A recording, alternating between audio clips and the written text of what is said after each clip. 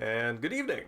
Welcome to the Deltahead stream. I am James Howell, and tonight we're going to do part one of Dead Space, one of my all-time favorite survival horror action games. Really taken the design pioneered by Mikami on Resident Evil 4, which Gears of War then took and added FPS controls to, and then just taking that and putting it back into a survival horror environment, and it's just fantastic, and I'm really excited that we're going to be jumping into that. I'm going to be playing this on the 360, which is, this, as a matter of fact, this was the first game that I ever got any kind of 100% achievement volume on in a game. So this is a special thing to return to that I have not played since, I think, 2008, 2009? Yeah. So I'm leaving it here on this screen while we talk about the pre-game show because it's kind of a little bit difficult to talk over the screams and the static of deep space alien fostered tragedies. But yeah. So pre-game show. I haven't really had any time to watch or analyze any kind of movie or any kind of visual media. It's been a heck of a few days. But I have had time to read, and I'm nearing the end of Cookie Hiponia's We Belong, which is Cookie was is the guest on the most recent Deltahead podcast, which if I had the link, I would be able to drop it in chat, but it should be in the channel description. Cookie and I talked about games that are sort of like social simulation games, Animal Crossing, Stardew Valley, and the like, and how poems about giving and making factor into that. And this is Cookie's own gift to us. It's all a book-length poem that parallels sort of a family's immigration into the United States with a mythologized version of those relationships.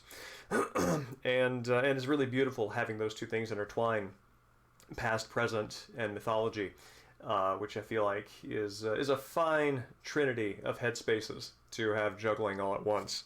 So yeah, if you go to Third Place Books or if you go to Elliott Bay Bookstore, they have online presences, of course. Evening Arc, it's good to see you.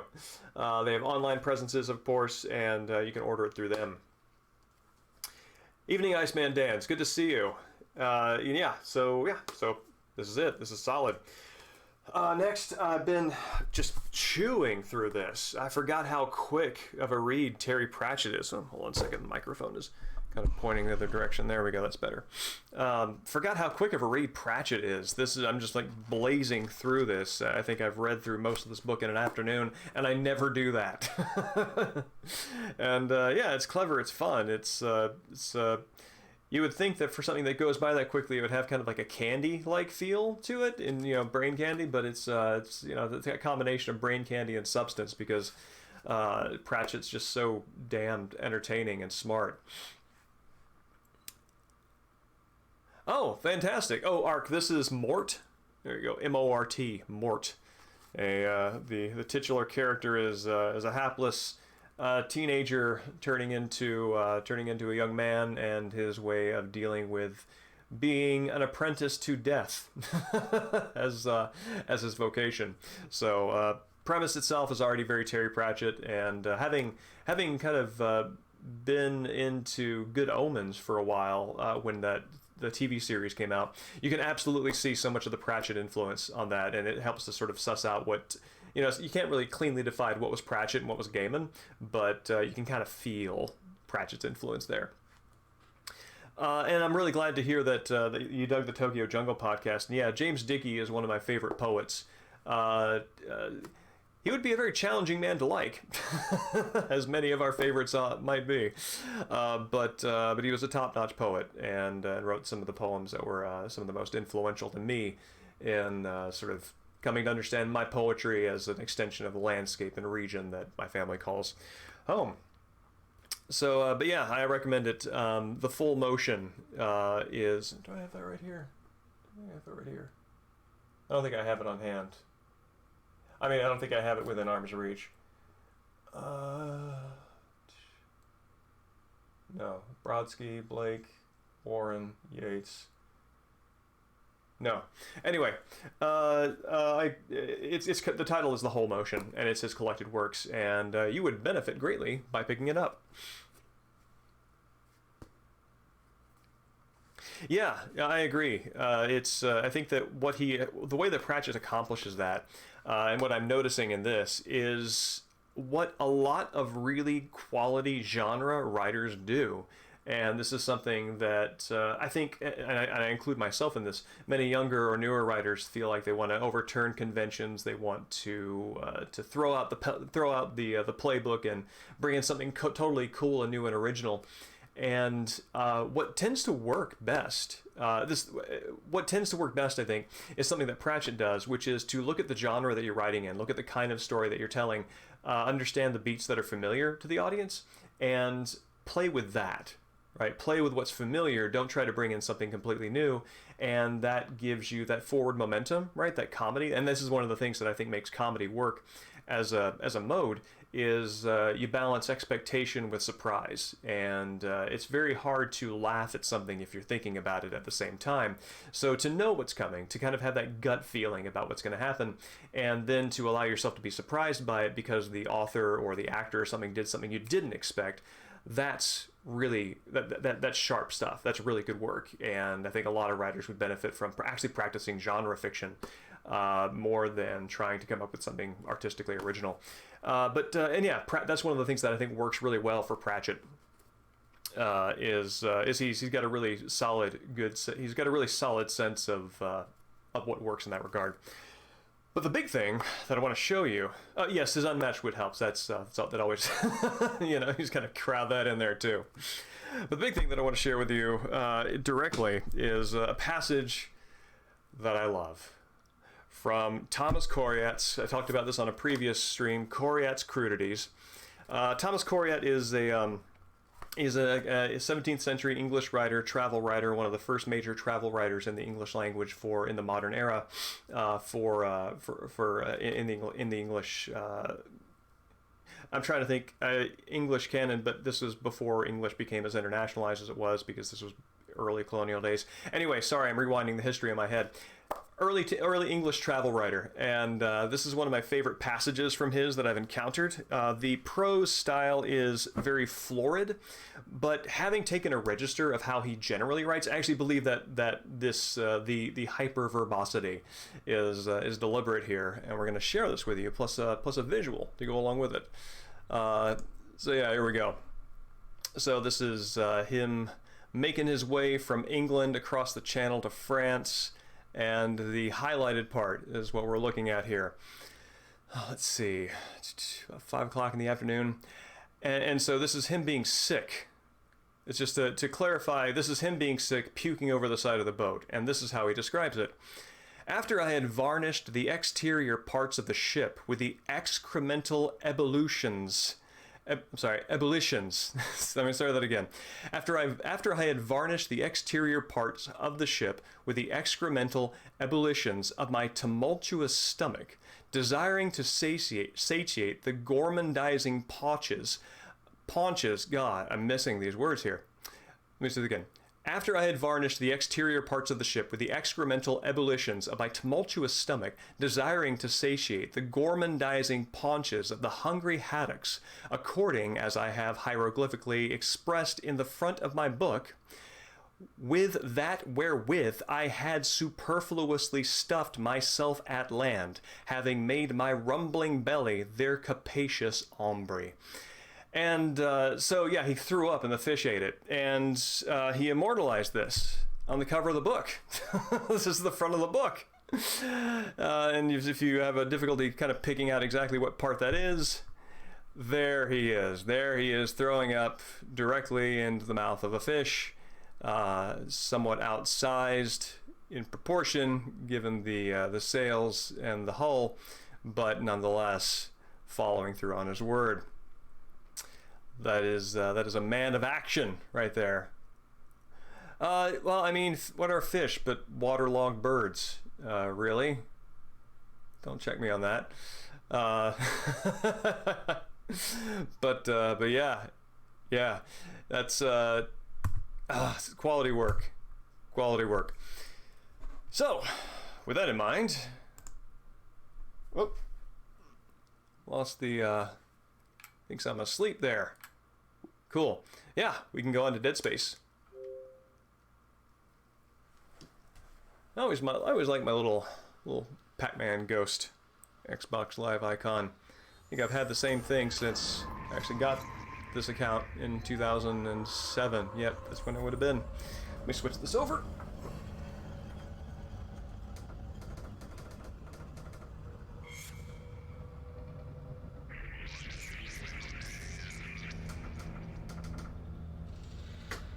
Oh, that's in... That's not the right aspect ratio.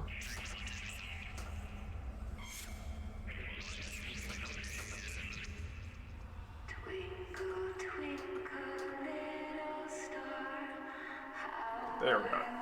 And, oh dear. I seem not to have anything to see chat with. Oh, come on.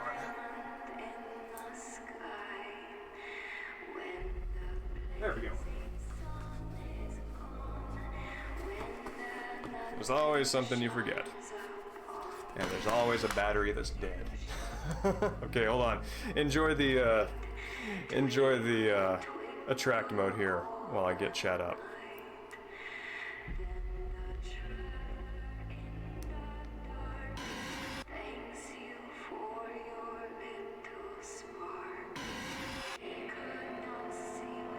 There we go. Awesome.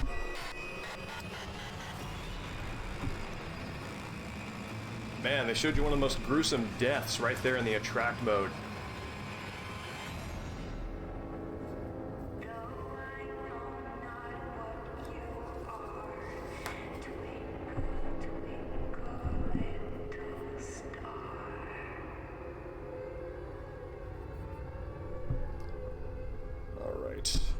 Situate that there.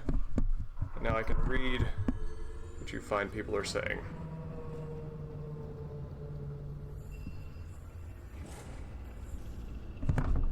Or can I? There we go.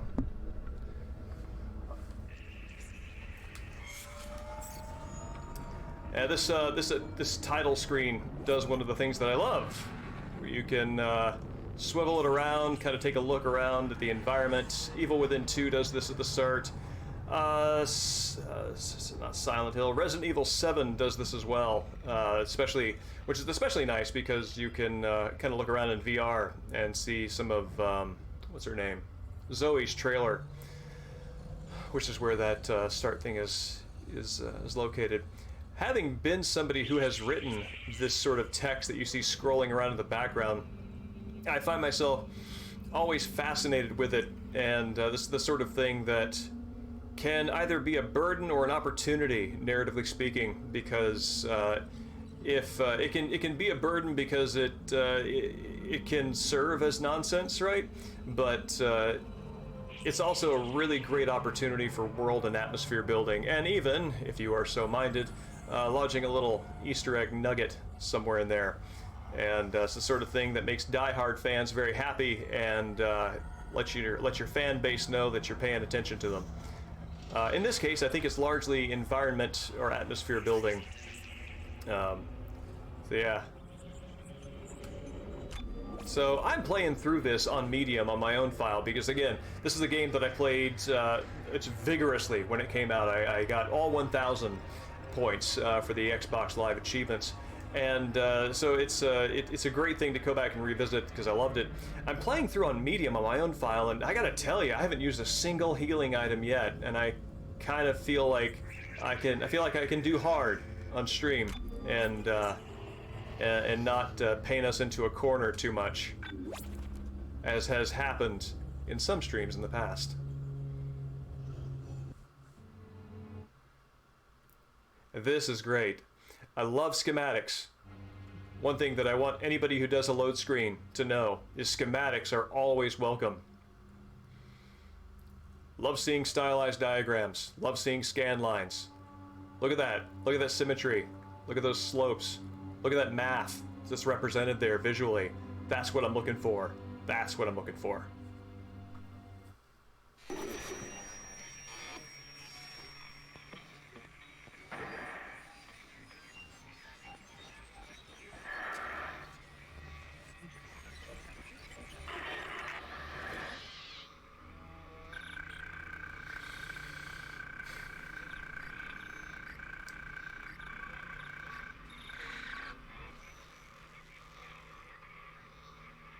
That's interesting. They give you enough time to actually read through that. Isaac, it's me. I wish I could talk to you. I'm sorry. I'm sorry about everything. I wish I could just talk to someone. It's all falling apart here. I can't believe what's happening. It's strange. Such a little thing.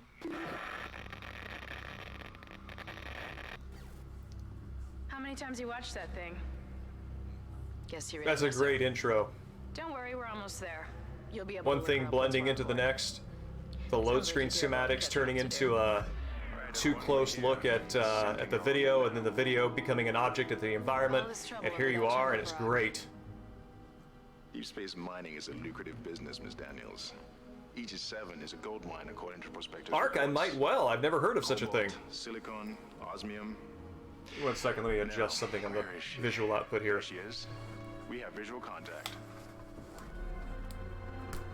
So that's Ishimura. Impressive. The USG Ishimura, biggest planet cracker in her class. And it looks like they already popped the cork. Why is it all dark? I don't see any running lights. Corporal, take us in closer and hail them. And stay clear of that debris field. We're here to fix Oh, their ship. gonna miss our opportunity to see Isaac's face. USG Ishimura, this is the emergency maintenance team of the USG Kellyan responding to your distress call. Come in, Ishimura. You're gonna need to boost the signal if their power's low. Yes, we know. Boost the signal. More. Never heard of a total communications blackout on one of these things. You'd think with 1,000 people on board, someone would pick up the phone. Oh, that is absolutely my jam. I'm going to look that up as soon as the It's stream is busted around done. like we thought. Sounds like they're having problems with their encoder. You get us down there and Isaac and I can fix it. 48 hours. Something else that's nice about this intro is Take us in. Let's see they what we managed can to give us a solid alien/aliens dropship into you know, derelict, destroyed ship without making it feel exactly like that. That guidance tab is damaged.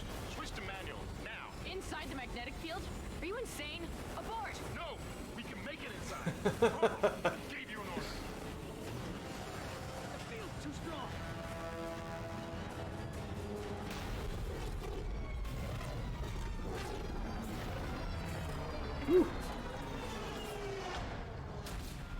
Oh, I think we missed our opportunity to see Isaac's face in the full three. Oh, here we go. Here we go. Here's our dude. We never see him again. I just saved our asses, Miss Daniels. Boarded at that speed and distance with this man. Inside Ishimura. Now settle down. Let's get to work. Corporal. I feel like they did a fairly good job of making him look fairly ordinary, not like a badass. It'll take some time to fix. All right. Let's get some extra And yeah, that's neat. I like his character design. Hold still, Isaac. I'm syncing up everyone's rig with the ship. Okay, we're done. Clean bill of health for everyone. All right. We've still got a job to do. We're moving out. Here go our red shirts. Sometimes you can tell who the red shirts are in a game based on how detailed or how animated their faces look, because why would you spend that kind of budget on a character who's going to die in 5 minutes? One thing that is, this is something that is both great and strange about the design in this game in terms of character designs. I love this helmet design. It is so weird and so unexpected. It looks organic and vulnerable at the same time. It just looks like this big glowing weak point, right? That just says, "Hey, enemies, shoot here." And so overall, it feels like a very bold, unique design. But as the game progresses and as you get upgrades, it starts to look more and more like a standard sort of, knight's visor with everything protected and the sort of like the sort of slit that you look through to see your enemies on the field. And yeah, I just think they wound up forefronting the most unique helmet design in the game right here, right up front. Good evening, Dream Bomb. It's good to see you. Oh yeah, an anonymous ensign on an away mission. That's the thing. Is like, it's either going to be your path to career promotion or well, the way it usually goes with ensigns. Yeah, I really like the different textures that are showing up on his armor. Yeah, it still looks great. It's not stylized. It's really interesting because the art style in this is not stylized. It's going for realism with a touch of stylization, and through that, the outfit still manages to look quite good. It holds up to graphical development. You didn't lose power. You lost the port booster. Unbelievable. And is now the oldest serving, with 62 years of continuous service.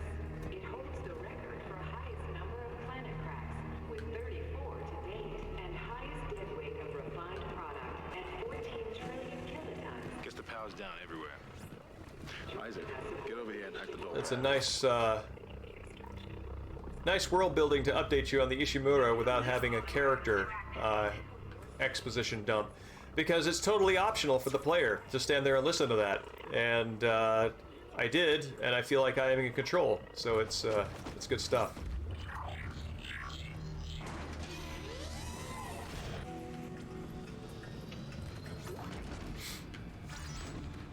Isaac's posture is also kind of neat for your Space Marine. He doesn't seem to have the sort of rigid,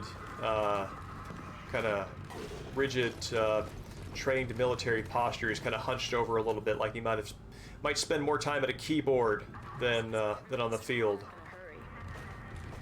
There should be a security detail in here. Yeah? Well, there's not. There's nobody here. I can't pick up any broadcasts. That security console's still live. Isaac, log in and see what you can find. Kendra, get that elevator back online. Power's dead. I can't. Then reroute the damn power. Look, if we all cooperate, we can figure this out a lot sooner. Let's get that computer display up, Isaac. Use the locator system to find your next objective. Something else I think works really well to kind of get this game, because it's a story-driven game, to get the story and the game moving right off is just to have tension between the officers. Like, you don't really know what basis they even have for cooperating outside of the fact that they are, co-workers, and to see even that veneer dropped away and already sort of like scrabbling at each other, even as they manage to successfully cooperate, is good tension introduction. This is one of my favorite. Dead Space has one of my favorite objective locating systems out of any game ever. It's non-intrusive. It is optional. It doesn't screw with the immersion by showing me a cardinal direction up at the top. It's fantastic. And as I've sort of forensically doing kind of like design forensics on it, I can see that there are individual nodes where the lights will always connect to, so all they have to do is connect those nodes to your nearest objective, and then the only thing they have to really sort of custom make is drawing a line from your current position to the nearest node, which we're seeing right there, that goes to the door, and that's yeah, so they can have a lot of it preset and then just adjust wherever it starts from a custom line drawn to that spot. So yeah, it's good stuff. And I am terrified of this game, by the way. I played this so much and it is still super scary. So I'm gonna save right now.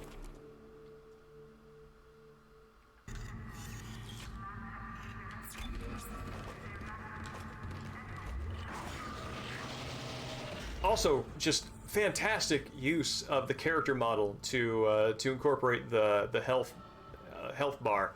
I am often I often kind of raise an eyebrow at super minimal HUD design, because a lot of times that just means that the information is buried in a way that I wish I had more direct access to. The Silent Hill games kind of do this a little bit, where they give you information that's not entirely clear on how to read, to tell you things like about how your health is doing. So many times in Silent Hill I just heal up because I have no idea what the different colors on the how far is just too far.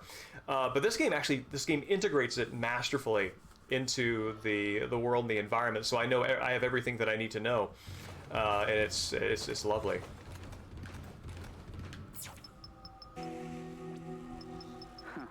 Evening, Space Hamlet. She's taking a lot of damage. Oh, The trans systems here's our red shirts moment. difficult. The air seems to be flowing again. That's a start. What the hell was that? Automatic quarantine must have tripped when the filtration system restarted. Everybody relax. What was that? Did you hear that? Not sure. The hell? I don't know. Something's in the room with us. Jesus! Open fire! Open fire! Linda, power! Linda! Come on. Got it. Isaac, get the hell out of there! Oh, Jesus.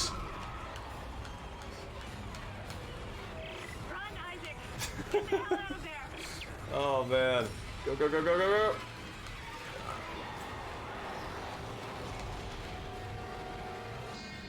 Whew.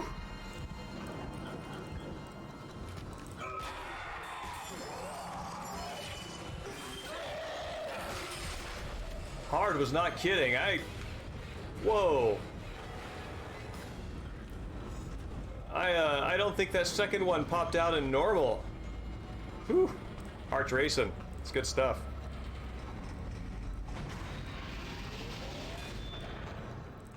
What is VSync? That sounds familiar, and I seem to remember having used it at one point, but I cannot remember what it is off the top of my head. Also, I'm glad you're able to make it out tonight.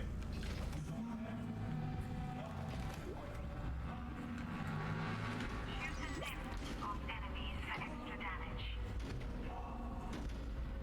Use melee to knock back an enemy for a quicker escape. Oh, what? Yeah. Oh, yeah. This game has the best down enemy stomp, the most gratifying stomp out of any game this side of Silent Hill, both in terms of just how brutally effective it is, and the crunch, the impact is just so gratifying. It's really good.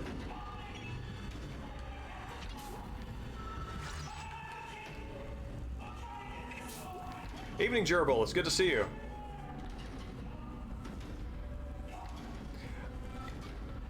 Oh yeah. Thank you. That is where I know it from. Thank you, Space Hamlet. Yeah, I know. I remember there was a Twitter thread a while back about how people used to feel very eye-rolly about text on the walls as environmental storytelling, and then when the pandemic happened, people were actually writing messages in large letters on buildings, and they were like, "Well, I guess I was wrong." And so yeah, I don't think it ever bothered me especially, but that was amusing. And this guy that we're hearing, these always look to me like original Xboxes. They just got the same color, and honestly the same bulk. Those things are huge. How did that get down? Oh right, that was caught in the elevator with me. So there's another guy on the other side of this door trying to get in, and when I shoot this thing, there's going to be a monster jumps out and grabs him. And I feel like this... I want to know if there's a name for this kind of moment, because Resident Evil 2 Remake does it too, where there's a cop on the other side of a shutter banging, trying to get let in, and he manages to make it halfway through, and then the zombies kind of tear off his back end. But not before he can give you a crucial hint. So yeah, it's kind of the same thing here.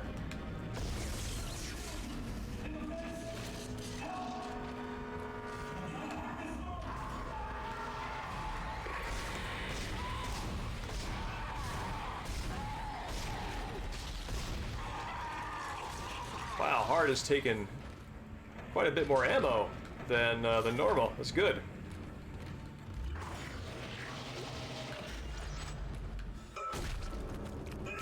This game, more than any other that I can think of recently, or at all, definitely teaches me not to let the dead rest in peace, because there is an enemy that happens later on where any human corpse that's around. It will kind of climb on top, and then it will do whatever weird alien thing it has to, and then the human corpse will turn into one of those monsters. So the fewer corpses you leave behind with limbs, the less likely that is to happen. So yeah, you're just desecrating bodies left and right as you're going through here.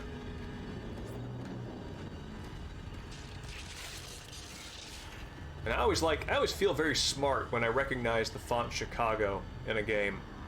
I feel like I'm in the know on something. And I can't really justify that feeling, but there it is. Oh, this is a good moment.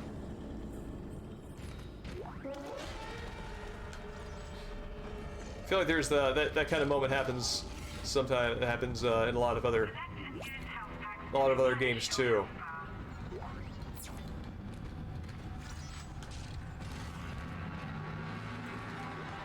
This is Benson.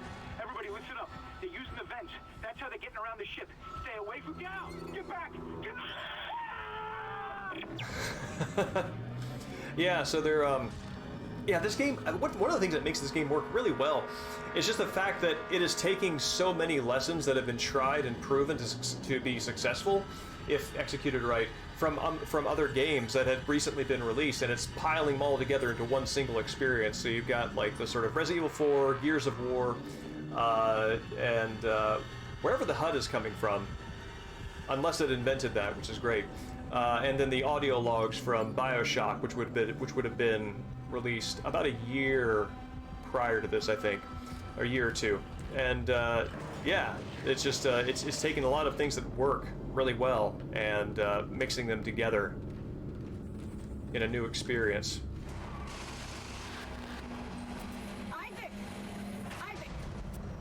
And yes, definitely the opposite of a non-lethal Foxhound run. Isaac, we ran into more of them on the way over here. Are you okay? More what? What the hell are those things? Is that the crew? Keep your voice down. Whatever they are, they're not. I never thought of this before, but I'm actually very curious. Where's the camera to get to the bridge. But first, on this? the tram system. You're crazy, Hammond. You're gonna Oh, get okay, it's on his killed. arm. If you listen to me, I will get you out of here alive. Now, what's wrong with the tram? So if you watch his arm and just kind of assume that he's rotating it The data board is so that fried, you can see. But there should be a spare in the maintenance bay. There's also a broken tram blocking the tunnel that needs to be repaired. What's Damn it, relevant? Everything is on the other side of this quarantine. We can't reach it from here. No, we can't. But you can. Isaac, if I can get to the bridge, I should be able to access the personnel files. You fix the tram, and I'll help you find Nicole. It is also interesting to me that like Isaac is like right here, and he's still talking into his little comm thing instead of like addressing you with body language. But I mean, you get crisper visuals talking into a FaceTime thing than looking across a dusted and well decayed tram station in space. So has a logic to it.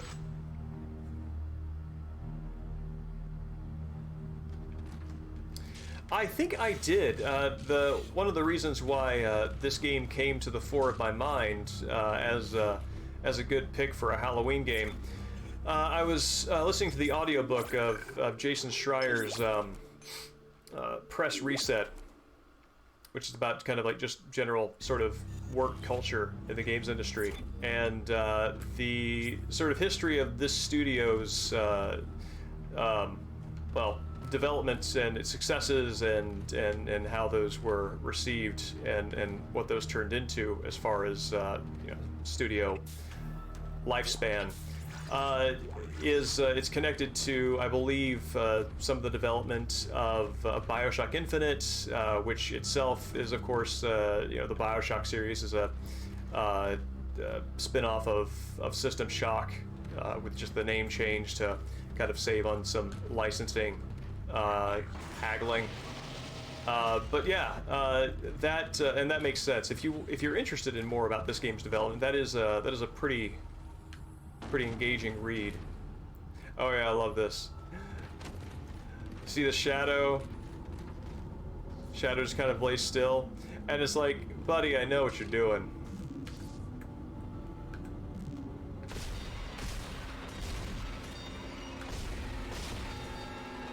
Oh wow, it's still coming.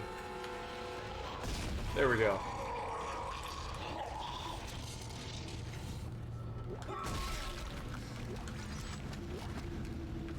Anyway, I like how clever it thinks it is.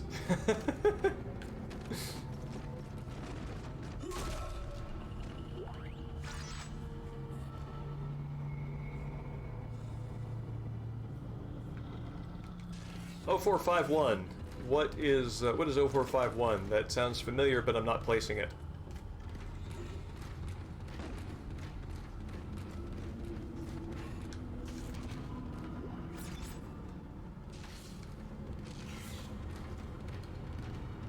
This is Benson, Tram Engineering. We think we figured it out. Smith killed one. Listen, forget about shooting him in the body. You gotta cut off the limbs. Grab a cutter, anything like that. Cut him apart. I like how they reinforce that that gameplay element of shooting the limbs rather than the head with the very first weapon, which can kind of rotate, you know, whether it's by 90 degrees how it's going to be firing, so you can focus on limbs at whatever angle they are at relative to you. Oh yes. Case in point. Sorry, Carcass. I guarantee you, you would do the same if you were in my shoes. Please hold still. There's just like one arm left that I want to kind of... There we go, take care of. Isaac, be careful. Shooting them in the body didn't seem to work. Go for the limbs. Dismember them. That should do the job. Conserve ammo by dismembering enemy limbs and doing extra damage. I'm actually very curious to know how the tutorial was play tested when they were developing this, because I've heard this information 4 times now. One hinted at in the first audio log, the second time directly told me, third time directly told me, and now there's text that is preventing me from continuing unless I acknowledge it.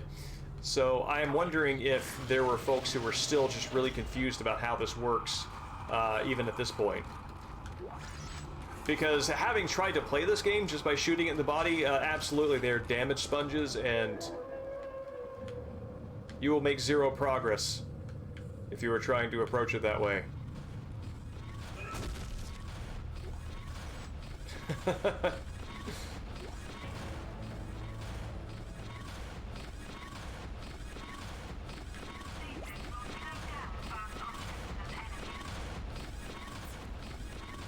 Looks like that door is malfunctioning, Isaac. Try using the stasis module you just picked up. Oh, if it's malfunctioning, it's got good rhythm.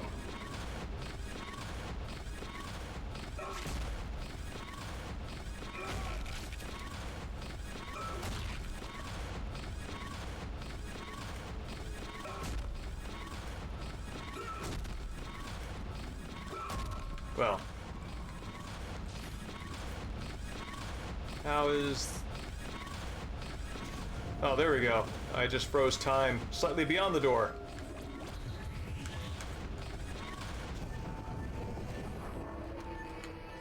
Stasis is a nice thing to have in the back pocket for a desperation moment.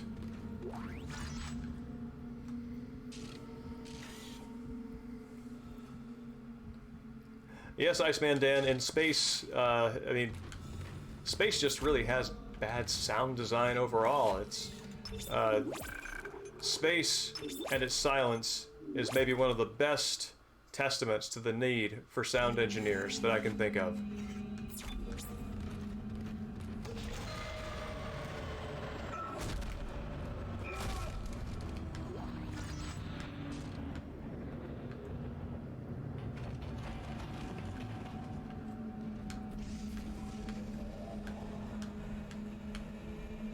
Monsters just flipping the breaker switch as they do.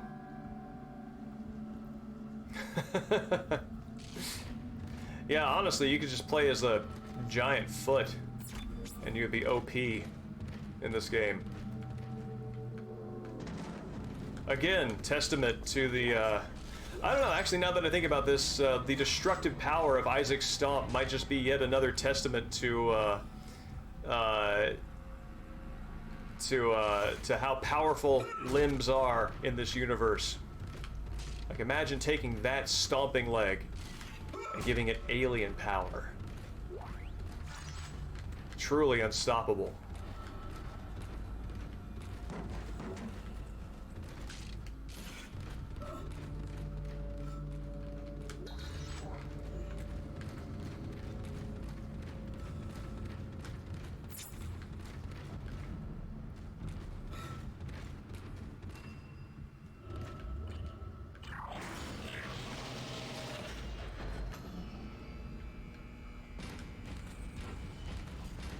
Your stasis module should be able to help you with that arm mechanism.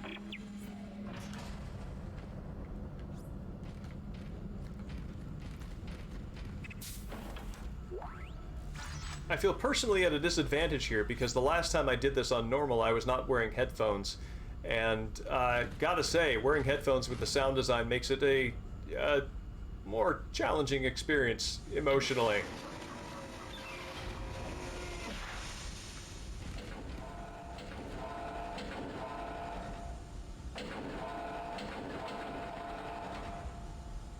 Alright, that'll all be in order.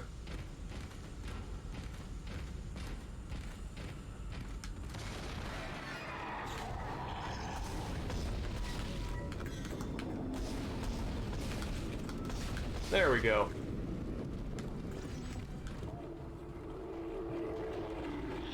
Listen up, car 8 is trashed. We managed to get it back to the repair depot, but now the autoloader is fried.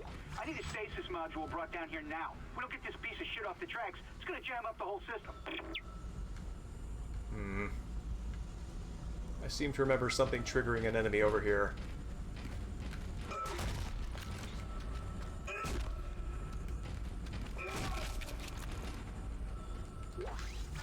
Oh crap.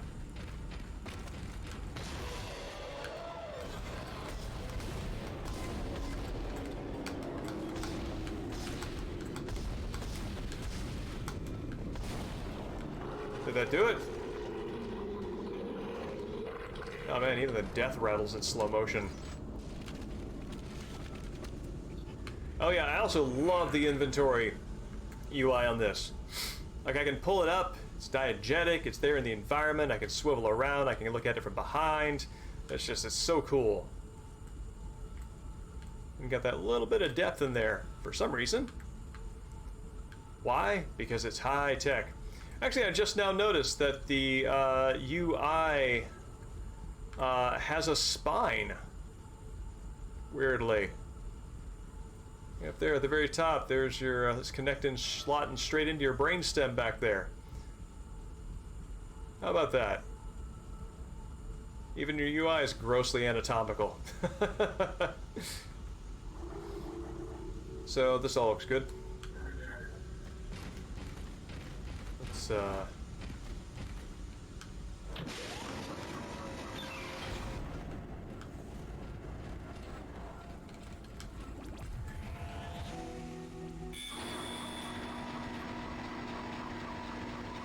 Replacing damaged tram. Please stand by.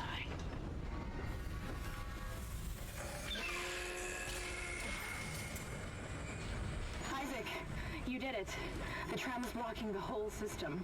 When you get the computer online, you'll be able to call the tram from the control room. I'm absolutely getting attacked now. There's no way I'm not. I can hear something crawling around out there.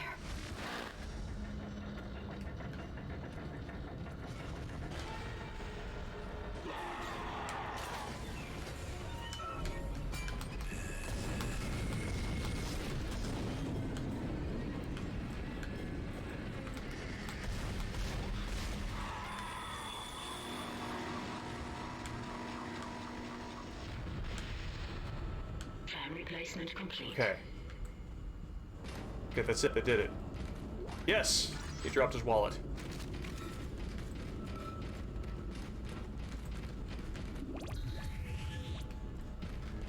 Successfully delimbed indeed. And extra delimbed. Oh, that's gross. Well.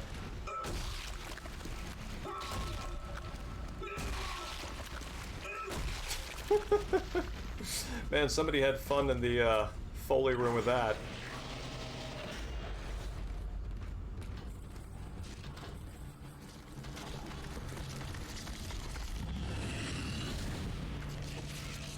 Can I shoot you? I cannot shoot you. That is a warning of things to come. Alright.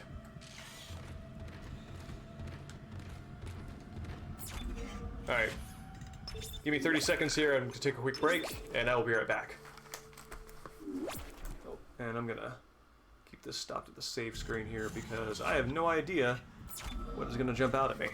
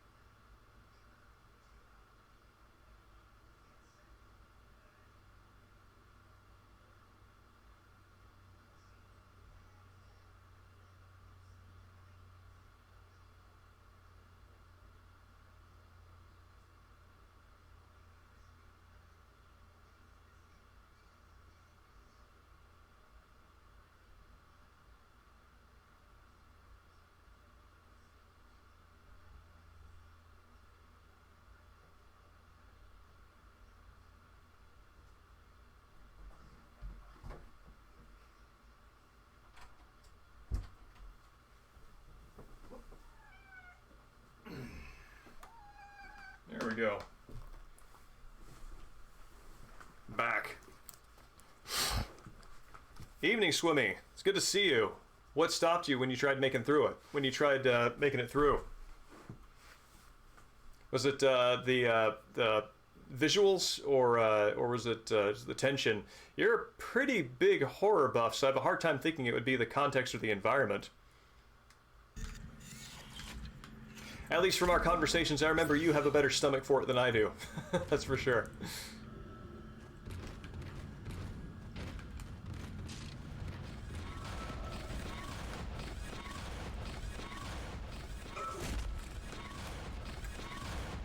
Oh, I see.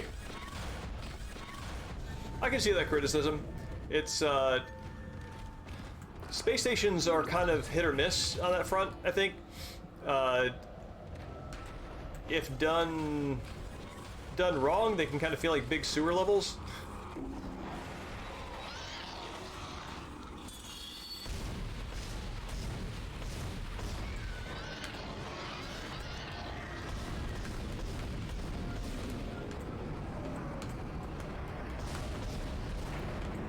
And done.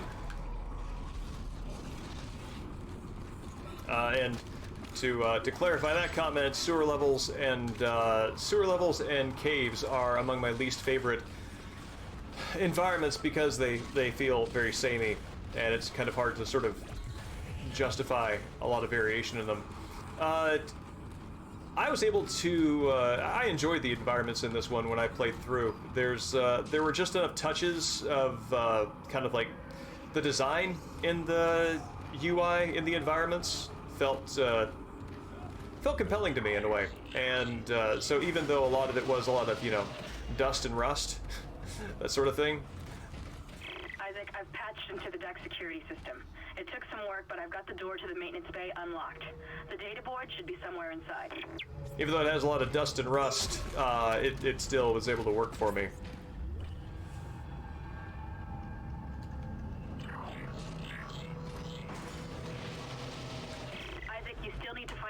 door to the tram computer.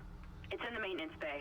The horror in this one, I mean, I've played this game so much over the years, and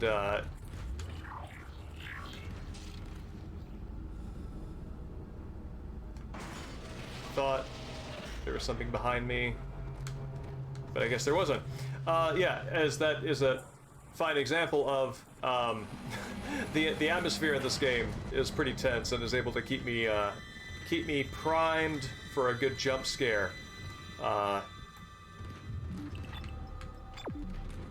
As I'm playing through it.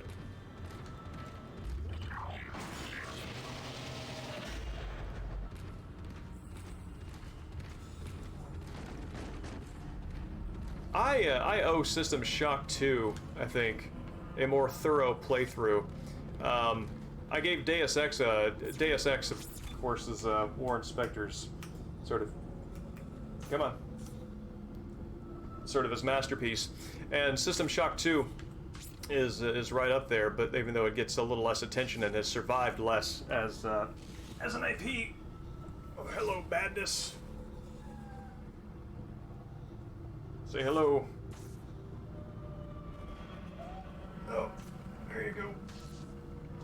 There you are. But that is a game that I would like to return to now with sort of like older, wiser developer brain. BioShock is an extension of it, but sort of, I believe, an unofficial one. I don't think it's literally in that same universe, but took a lot of its ideas and then ultimately stripped out a lot of the sort of more traditional RPG or TTRPG inspired elements. Oh god, I hate this area.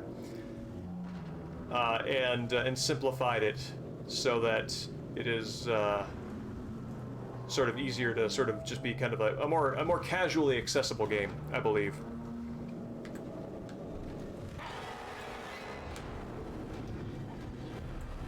Oh god, there you are.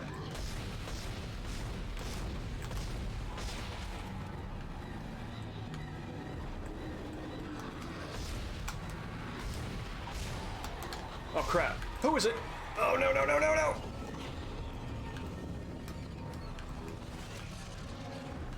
Oh god!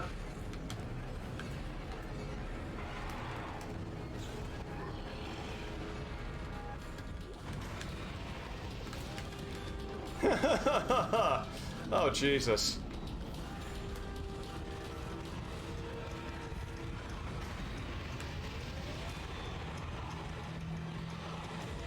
Can they climb up?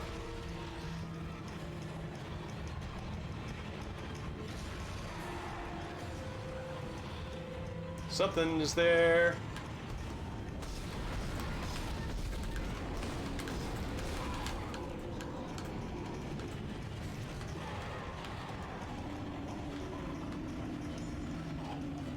How's my stasis looking?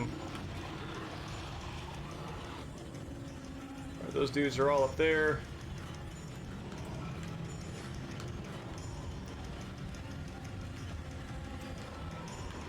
Oh, where are they?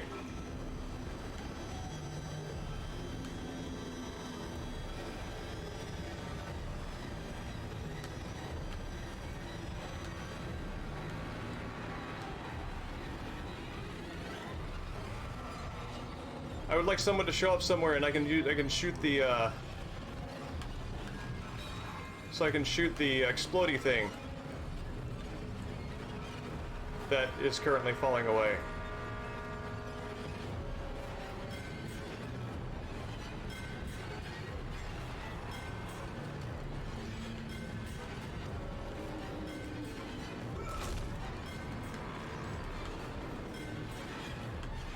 I think they're stuck up there, and I am left. Oh yeah, there they are. Huh. Oh, look at me running around terrified, and they're all just up there having a party.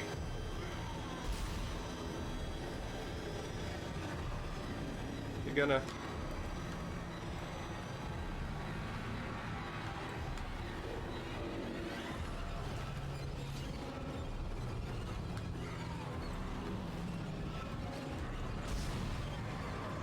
Am I even hitting him from here? I don't think I am.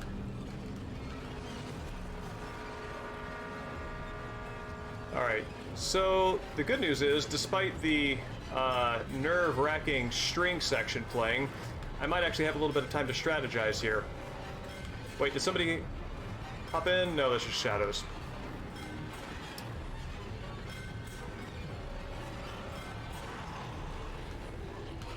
Now, if I go up that elevator, they're gonna be right there. And that seems like it's not in my best interest. But they're all stuck there. I guess I could hit them all at the same time with a stasis shot. Let me just... Well, that might have been partly a waste, but I would rather have more shots available than not when I do this. Okay. Let's hit them all with a stasis, shoot them a bunch, and then take the lift back down.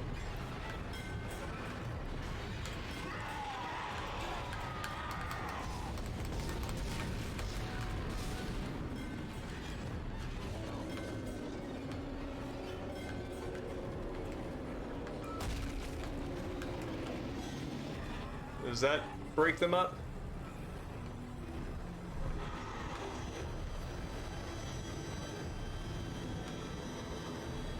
No, they're still doing what they do.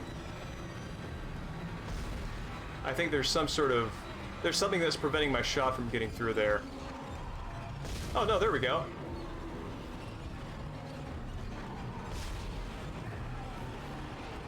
Sniping with my pistol here.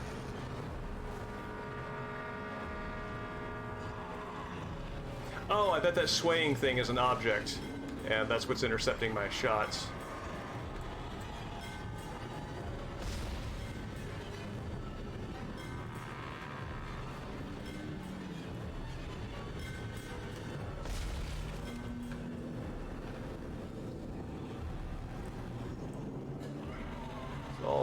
Rage against the dying of the light up there.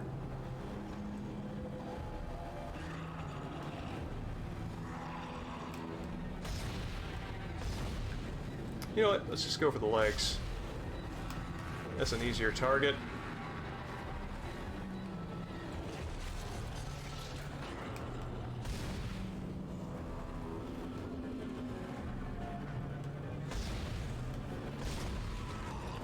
Like, their superpower is supposed to be that they can follow you wherever you go and climb up the vents, which is how they got up there, but apparently that less on the menu today.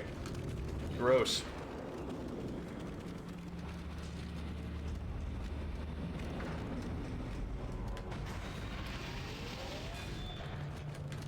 I do not remember System Shock 2's last level, fortunately. Ah, jerk, you got me with that one. But you've been hanging on to that one all day.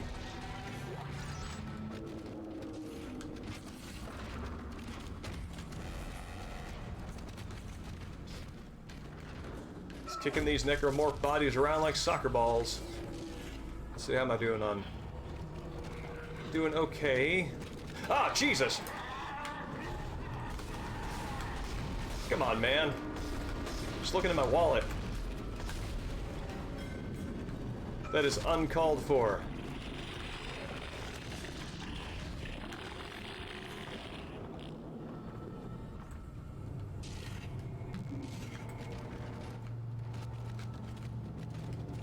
All right. This is definitely a trap.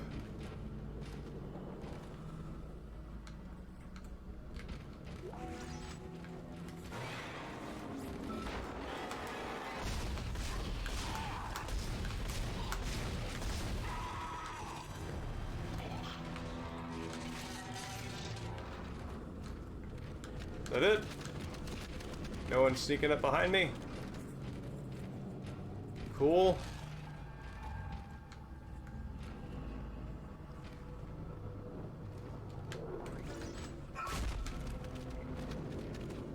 This is a static-free work area. This is one of the loneliest chairs I can imagine being in this entire space station.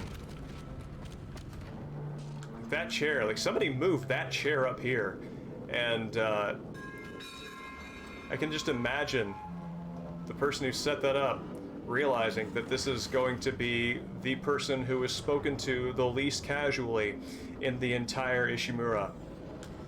Static-free area indeed. That sign was put there as their only companion.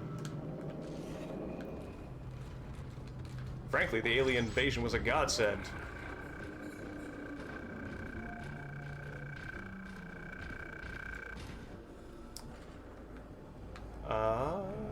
Okay, there we go. That's how I scroll down.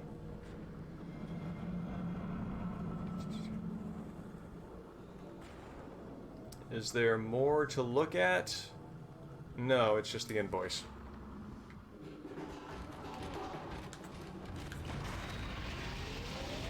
Oh, what an adventure this elevator turned out to be.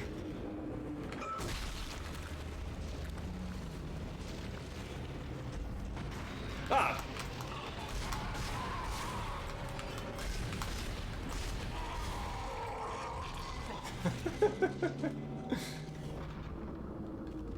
Oh, no, I wanted to get this loot, but alright, cargo lift.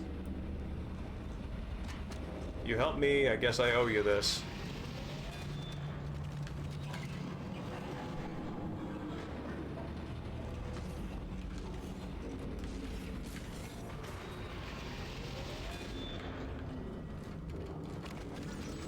I think a space station might be... I mean, your point is well taken, to be clear. A space station might also be a place for people who need to learn... People who need to learn a lesson about the value of depending on relying on others. The Ishimura, it's not just a space station, it's a metaphor. Just gonna run around here and wait for something to jump out so I can run away from it and get distance. It looks like we're cool here, though. So, okay. No, there's a special door over here. Jesus.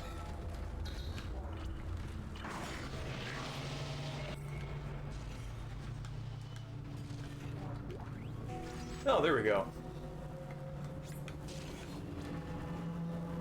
Huh. That's strange. That looks like... I don't want to say incandescence, that's the wrong word. But that is an interesting flame, and interesting that it's creating smoke. I don't know if I can explain my response to that beyond that. Alright.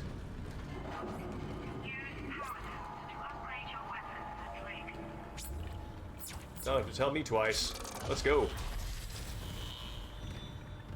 Get this roided up Xerox machine underway. Yeah. Always upgrade my gun first. Because if I can... I don't think I have any notes left. If I can avoid getting hit by killing them,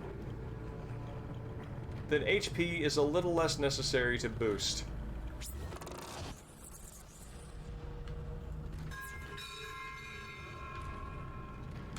Oh, good. That's it, Isaac. Take the board back to tram control and slot it into the computer array. That should get the tram system back online. Jesus. Scared myself.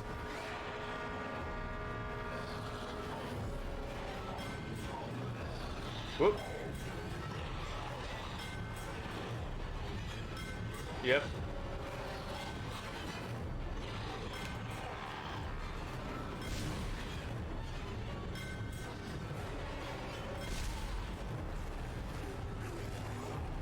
I love that little block walk that they have.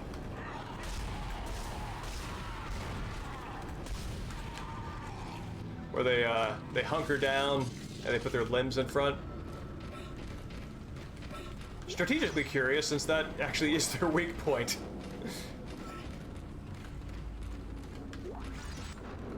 You know what? Yeah.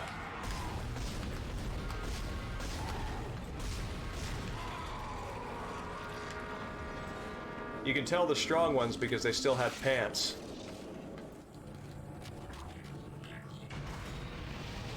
I think they're supposed to be indicated as stronger because they're more bloodied, but it's the pants that are the tell for me.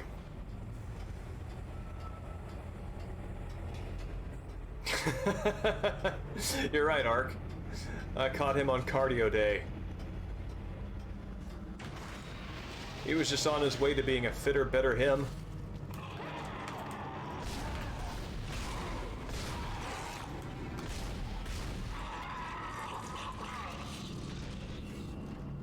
Jesus.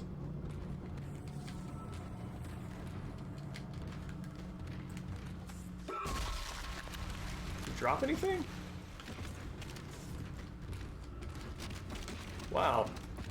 You're like that house on Halloween. Giving me nothing.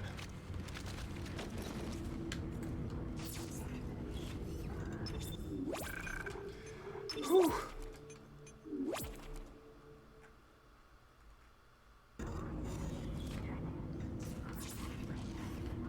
Yeah, the atmosphere in this game works so well for me.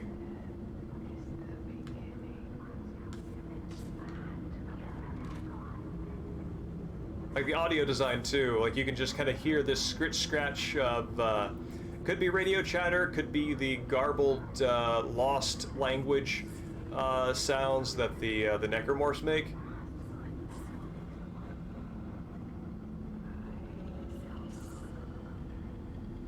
Yeah, it's really well. It's really good. I think the use of the language there is especially effective. Oh no, I'm out of ammo beyond what's in the gun. It's especially effective because it attunes you to try to make sense of what's going on rather than just sort of being sort of like sensually present, and so I feel like there's a level of I don't know. There's some part of yourself that is more engaged than might be otherwise because of his language and because you all of a sudden have something to listen to and try to decode. Tram control computer now online. Shipwide tram system reinitialized. All trams now operational. Tram arriving at flight deck station. Quarantine lifted. All right, we're on board and heading to the bridge. Good work. Strange. The quarantine just lifted. Whatever was in the flight lounge must have left. That's lucky for us. Isaac, get back to the Kellion and prep it for launch. We'll find out what we can from the bridge and meet you there. If we live that long, you're out of your league, Hammond. This is suicide. We're going to die out here. Your confidence in me is duly noted, Miss Daniels. But I have a mission to complete, and that's exactly what I am going to do, with or without you. Do we understand each other? Just get us out of here alive. I like how the comms transmission is also diegetic and sort of portrayed there in the environment. And also when it shows up, if you do anything at all, it takes priority over the appearance of the video. So when you raise your gun, it goes away. If you pull up your rig, that takes priority. It's very well done.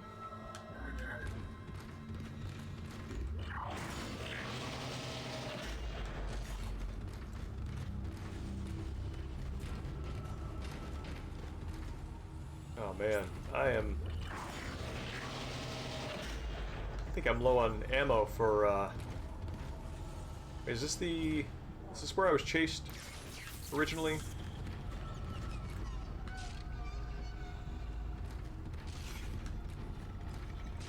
Maybe so?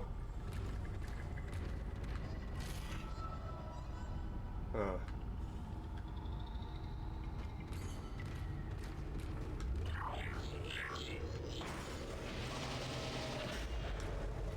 Oh, this is where I got the plasma cutter. Okay, cool. Any more guns in here? Or bullets, rather. The answer seems to be no.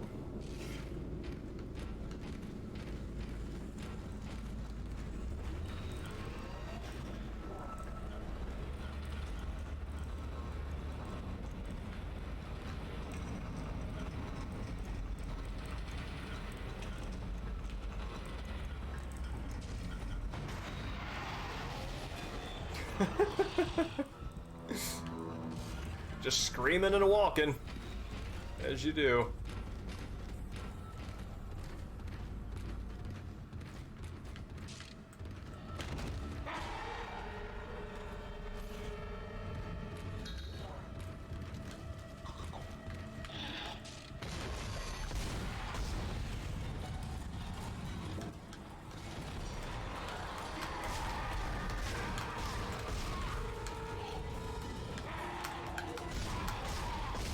Crap.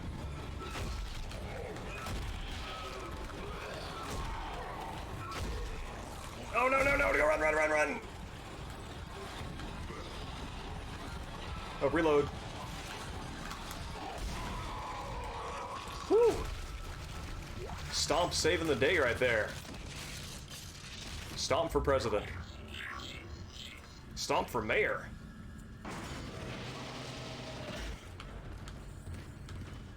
Which is, you know, local politics are the best politics, so stomp for mayor is actually a better endorsement. No survivors.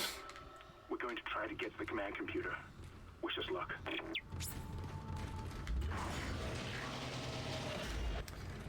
Oh man, that was good. That kind of clutch is what I'm here in hard mode for.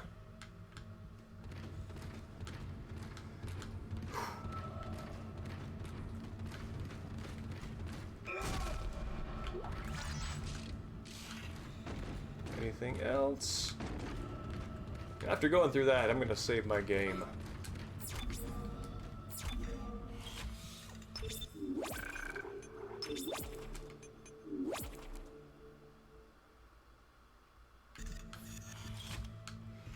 I'm gonna say it is a pleasure having this opportunity to go back and revisit the 360, which most days just kind of hangs out unused on my game shelf.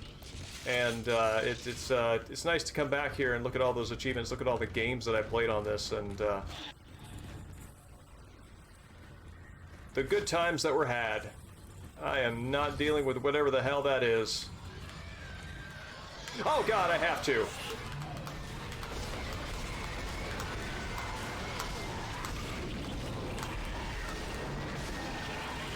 Oh no, no, no, no, this is bad, this is bad. Okay. Out of stasis. I'm out of stasis. Crap.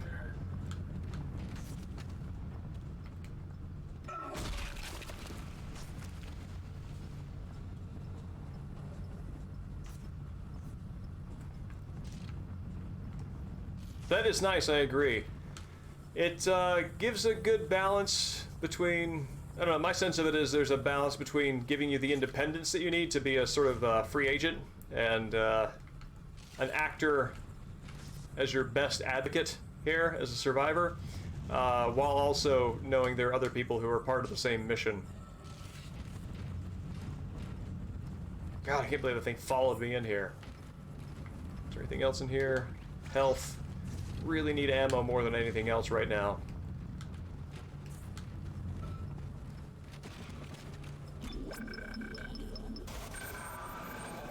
That's bad.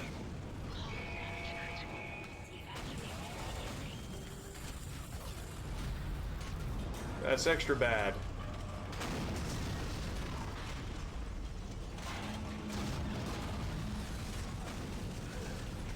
Oh, I hope I have enough ammo to deal with this.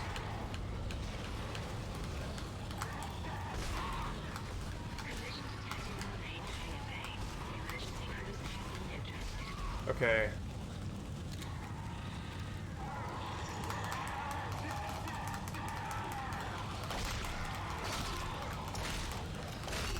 Oh, they blocked! Oh, I didn't know they could block! Alright, I'm gonna try to run past them. Oh god, I can't believe I took that. Oh, I'm out of inventory space. Crap! Let's just heal up real fast.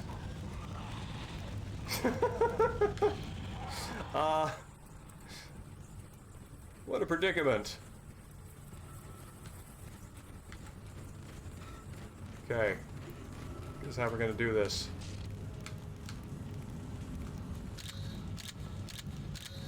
I didn't know that you could survive with 1 HP. Alright.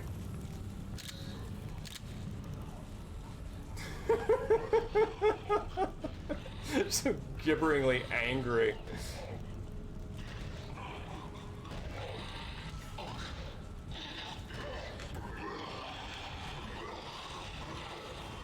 Alright. Later, nerd. I actually am going to finish that guy off just in case there's an extra ammo drop in him that I can use. Because I think there's only like a couple of shots left.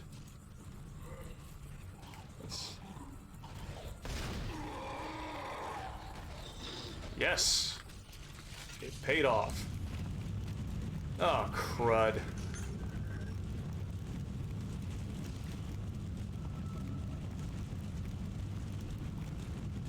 There are 2 more there at the end. I wonder if damage decreases over distance. In other words, can I snipe? Because I would like to snipe.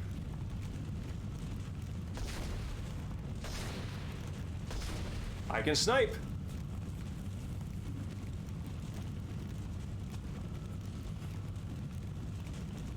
I guess this is how I'm gonna do this. I don't think I can deal with both those guys at the same time, given what I've got. Oh wait, it looks like the guy who's running around like a... Well, they're both running around the same way right now.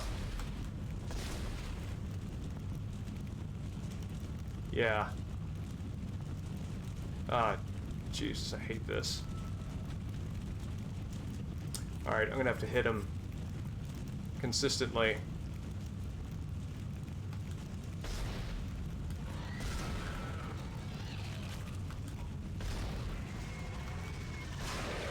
Oh, okay, cool. What the hell is down there? What happened to the shuttle? That was our ride home. That's a good survival horror moment right there. No, Low on resources. changes everything. Strategize and trying to figure it out. Can you access the command computer? It's no good. There's an executive lockdown of all primary systems. Without the captain's authorization, I can't access them. Well, where's the captain? Here he is. Captain Benjamin Matthias. Location? Med lab. Status? Deceased. What? How? I can't access that information. Find the captain and you'll find his rig.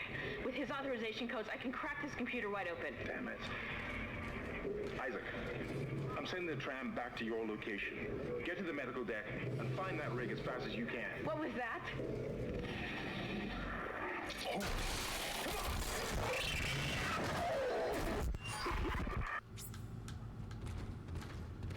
Well, alright. Absolutely saving after making it through that.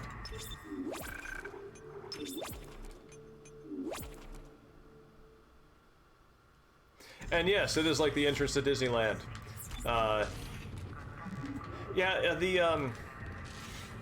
Ishimura is an interesting place. It is interesting in terms of narratively, because it is both a work destination where where you wouldn't think that they would need a whole lot of propaganda or anything, yet it does take advantage of the sort of dystopian gung-ho we're the future kind of propaganda that you see in other games where the environment is more explicitly sort of fascist or authoritarian or whatever, or dystopian future. In this case, I think it's kind of leaning a little more in the direction of what is the name of the corporation in the Alien movies? I forget. It's definitely hitting that vibe more than it is the sort of fascist state dystopia thing that like BioShock and the like do.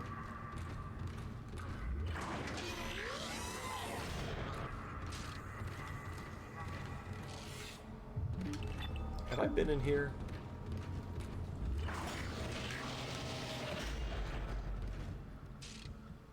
Save yourself.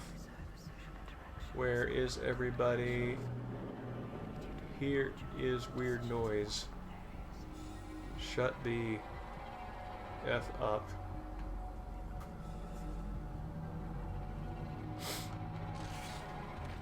Actually, as I remember the ending of the game, which is just to spoil it for you if you haven't seen it already, is the Isaac's brain, Isaac's perception is being messed with.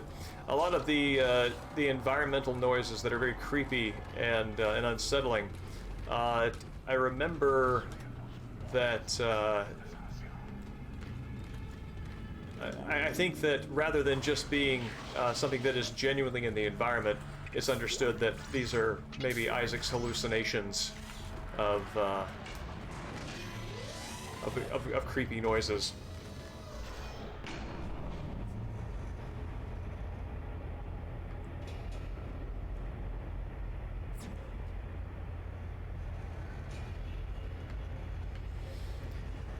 Whew.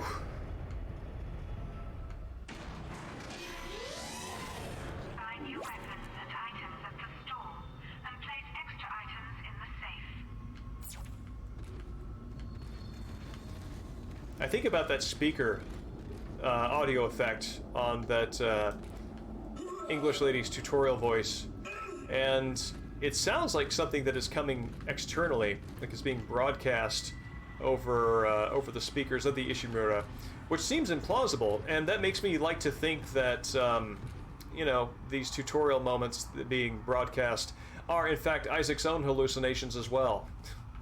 But what we are seeing as video gamey stuff is legit in his head. All right, let's. Can I buy level 2 suit? I sure can.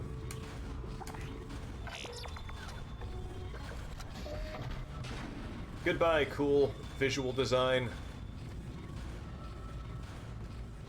Hello, more hit points.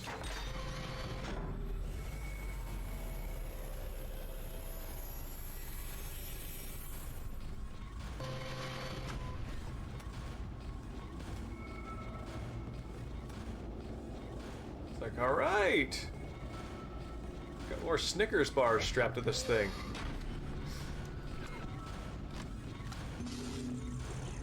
Okay, very tempted to buy a power node. At the same time, I'm also really leery of running out of ammo again, so I think I'm gonna actually save that money until I get to a point where I can definitely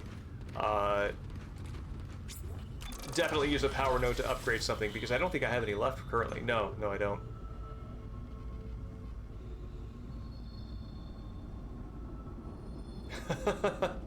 Yeah, I recognize Mura and Inishi is. I believe a reading of that is stone, but I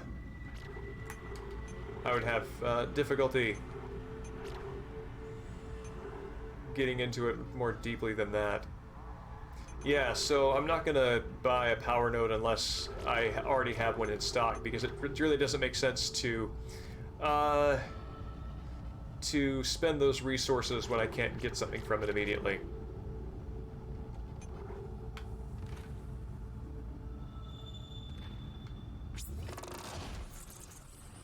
All right.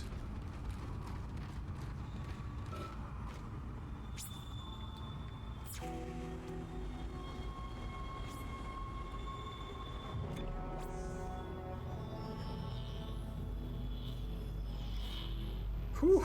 Again, back to the wisdom of load screen schematics. Yes, I will save that progress. Let's see, what time are we at? 10:03? I think we're doing good. We can get a little ways into this.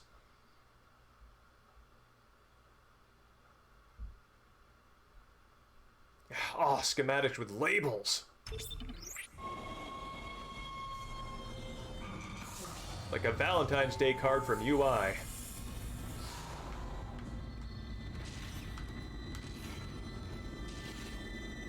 Solace Center. There. It's space. They're there. Shh.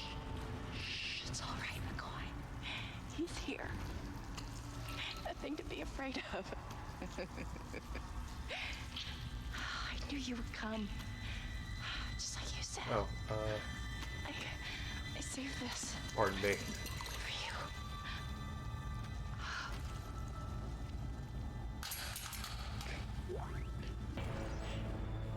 Go. Use kinesis to move or throw objects. To take me. Just shut up. Oh no! Oh no, I was so involved with my new toy, I just completely missed her final words. And you're also a liability, having limbs, so I'm so sorry. I'm so sorry.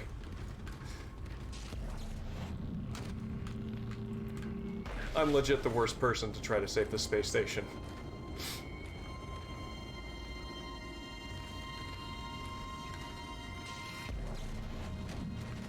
Can I?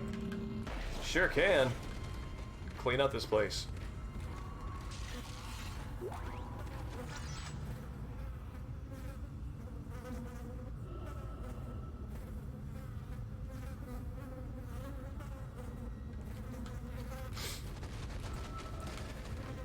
Yeah, it makes sense. I can see it making sense as, you know, if this is like a I don't know, a multi-business venture where they have, I don't know, contractors or whatnot. Man, that's great. If they have, you know, other contractors and stuff who might be competing for your business on this thing, but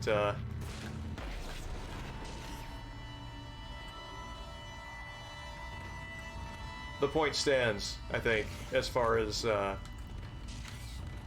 what one would realistically expect to show up. Oh, no, thank you. I want this.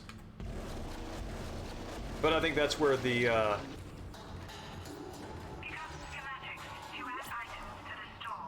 it's where the trying to balance out what is interesting versus what is plausible. That question comes up. Of course, that could be a false choice because what is plausible can also be interesting. So, there's that.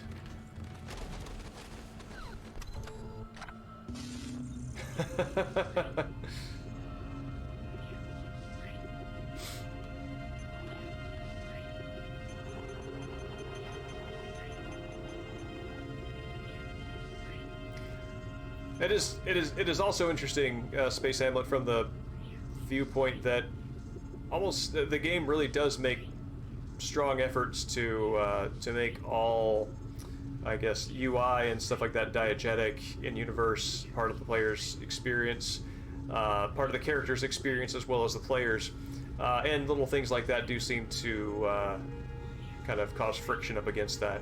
So, it's a good point. How much do I have in my inventory for bullets?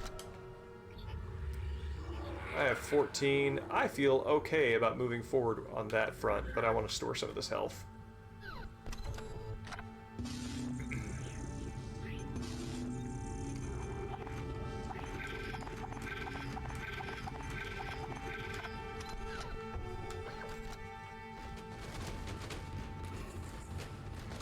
Just kicking these bodies like soccer balls.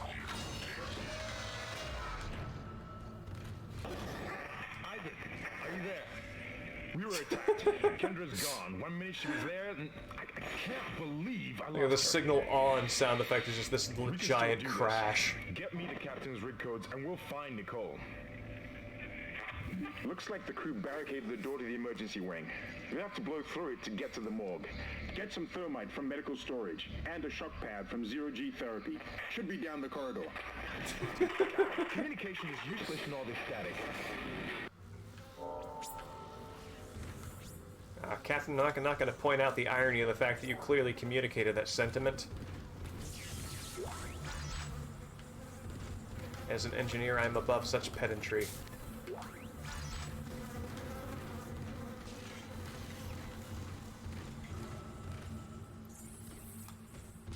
Assurance Pharmaceuticals. Not to say this is the only way they could have executed this, but one of the things that I do see the environmental advertisements supporting is a lot of the language that's being used here are the sort of like the comfort language of assurance of what's that on the other one, solace and hero. And you know what you find out later on is that there's this sort of big alien Scientology cult that's behind all this stuff, and it takes the usual tack of you know, religion as an opiate kind of thing, as bringing you peace, and it's kind of like taking away your worries and your cares. And so if I were to defend that from a thematic point of view, I would say that it does go towards supporting the idea of their mission being one that is somewhat disconnected from the horrors that their sort of religious crusade induces.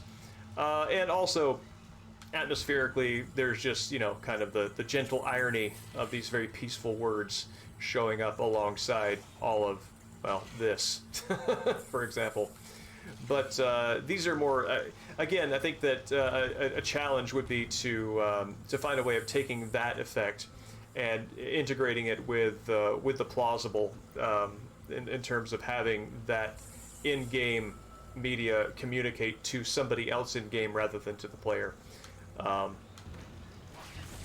So I think this would have been around the time that Uncharted 1 was released, and the phrase ludonarrative dissonance only came into existence in response to Uncharted. So as a matter of fact, a lot of the questions that you're asking, I think, began to be asked about these kinds of games and these kinds of narrating conventions around the time that Dead Space came out. So that you are bringing them up is appropriate, I think, given all that. What did I just pick up? Well, who knows? All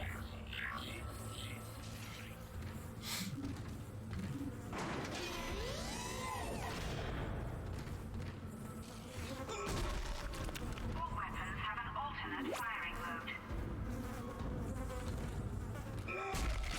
mode. Yes, fine, thank you. Back to Stomp.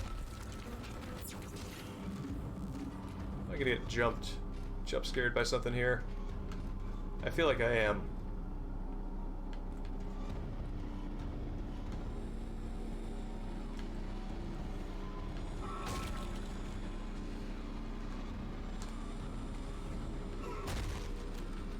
Not just dead, but dead and flayed.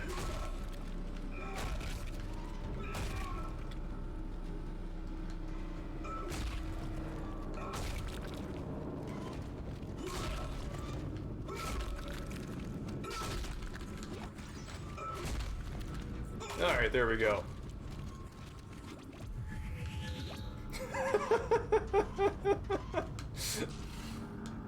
Thank you, Ark. That's very funny.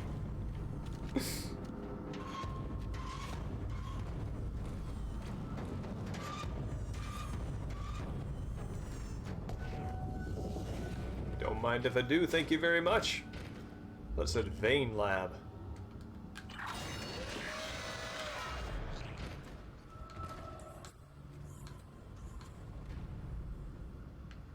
Oh, this looks like a playground that I'm going to be chased around. What am I doing on ammo here? Pretty good, which means that I'm definitely about to have to shoot a lot of things. Whoops, I didn't need to do that. I'm going to actually refill on that.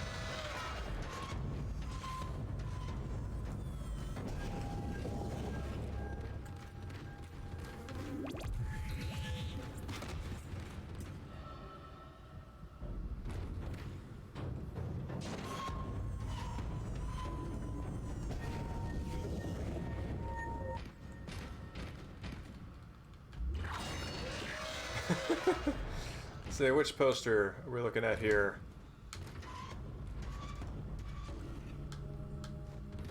I didn't see this. I don't see the science poster that you're referring to. Was it back in the the hallway, or is it in here?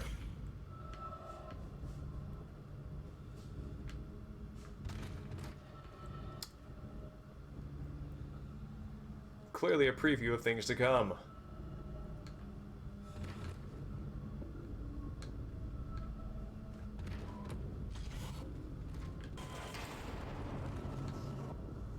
Hazardous anomaly detected. Quarantine activated.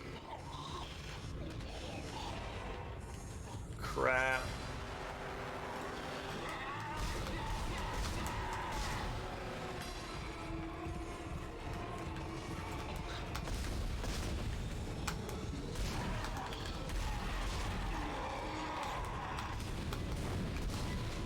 Oh, buddy.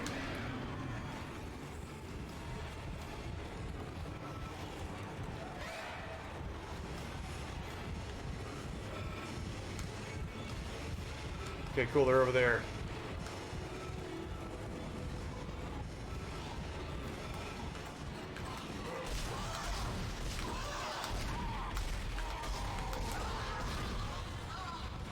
Oh, wow.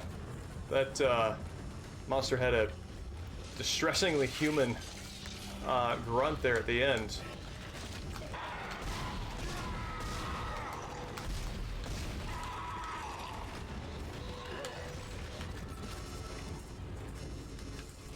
I hear somebody else alive-ish moving around.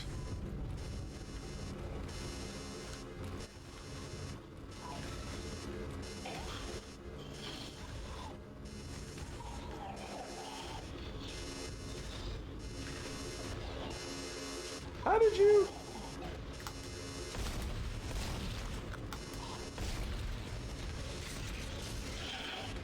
I mean, I certainly didn't shoot your leg off unless you fell down after I shot you.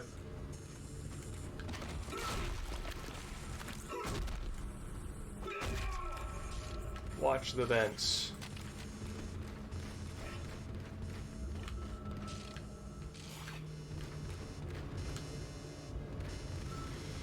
Whew.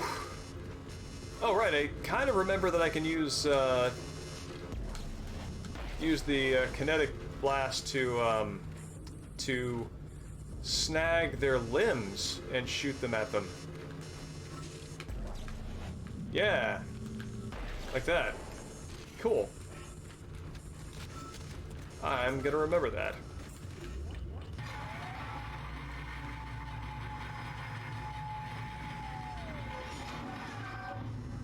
Stasis refill. I like that.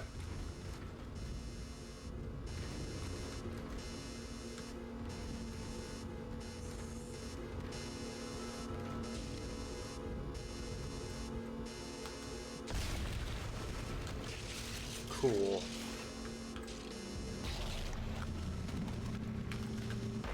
Oh, okay.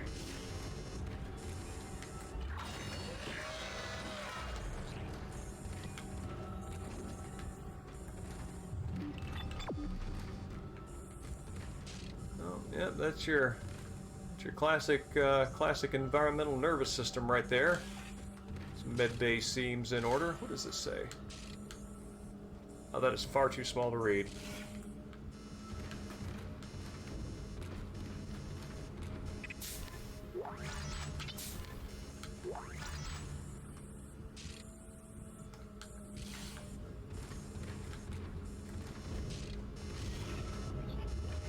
Okay.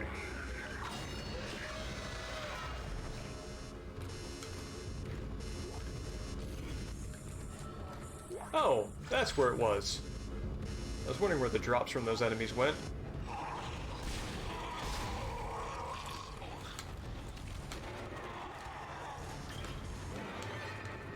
Ah, God!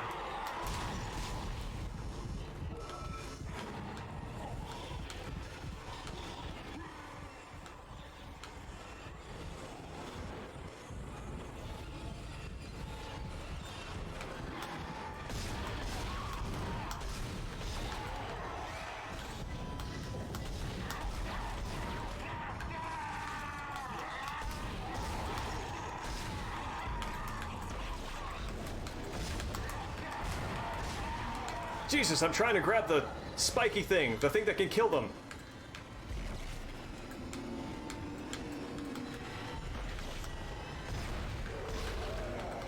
Alas, that plan is not to be realized.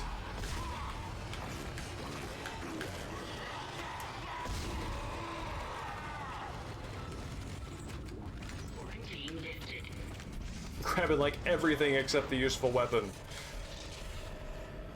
I finally convinced Jurgens to show me the video feed from the colony. And what I saw was glorious, breathtaking.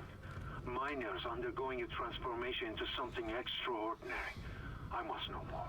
Even as the believer within me wants to become one of them, the scientist needs to uncover their secrets. I need to study one of these necromorphs, as Kyne so clinically puts it. I need to witness this infection firsthand. Perhaps that patient from the colony. Yeah, there we go. Now we have the language of belief.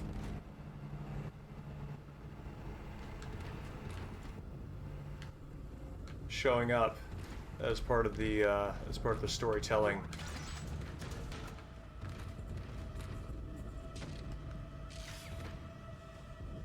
Letter from Chris to Ben.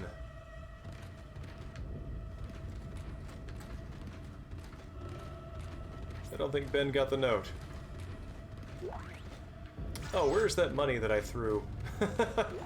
Yeah, so when I grabbed those credits, I just basically took that guy's wallet and threw it at somebody else as a self-defense measure. What in God's name is going on down there? I think that's precisely the point, Doctor. God's work. I'm not so sure of that. We have to assume that the colony's problems are somehow connected to the marker. You can assume all you want to. I do not. The marker is glorious and divine. You know that. God moves in mysterious ways. Anyway, we'll have it on board tomorrow. You can analyze it all you want to. What are you so worried about? Worried? Captain, people are dying down there, killing each other. Is this madness the transformation unitology teaches us? Doctor, Terrence, there will always be risk when the stakes are high. And here, they're enormous. It could change everything. And that's what worries me. That's right, they call it unitology, which I still feel surprised that I mean, just it's a very clear sort of fictionalizing of Scientology, and I am very surprised that was able to be in the game because of how sort of classically defensive and litigious the Church of Scientology can be about things like that. Hey, you. Speaking of defensive and litigious, meow. There you go. Use your paws.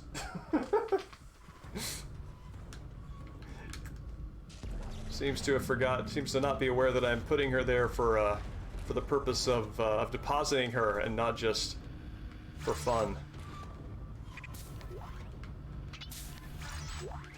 We all have our superpowers. Text log. Dr. Kyne. Terrence. Dead logs from the colony are poor colony, but the artifact does appear to be a genuine marker. The first to be found in Unitology's 200-year history. Eager to get it on board the ship so I can study it properly. The potential here is enormous.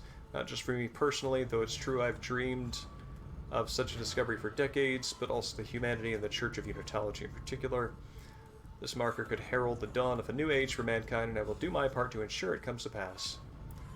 The Church will be grateful. Yeah, Scientology plus 2001 Space Odyssey. Plus Alien. No, I never knew I could grab that. Can I grab the book?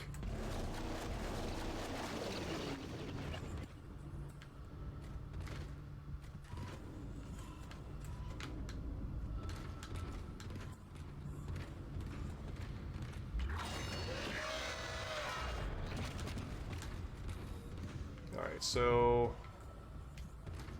if I come in here, oh, I want to refresh my stasis. I don't think I was in the biolab.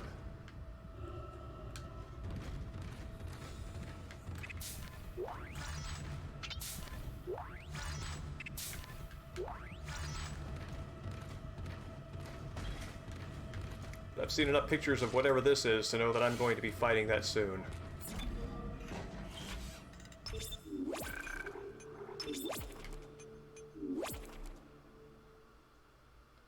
Space Hamlet, I agree completely. Even more so that, like playing in headphones, it's a very crisp experience. Is this... Okay, that's where I need to go. So I want to go back upstairs and explore some of those rooms that were locked on account of the lockdown.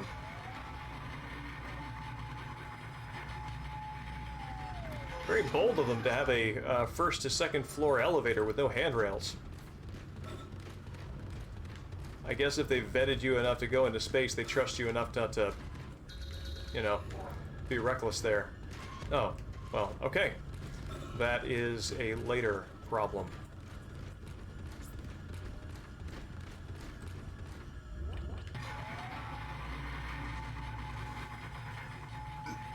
Excuse me.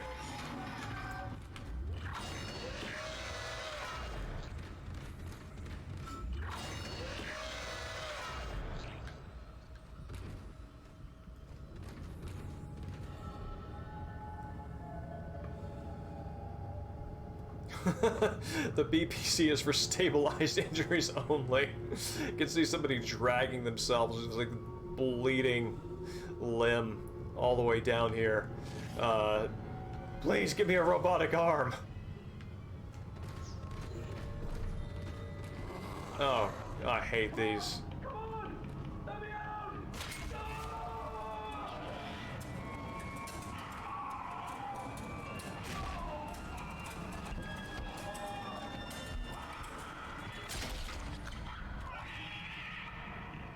Yep, that's your classic mutant baby situation here.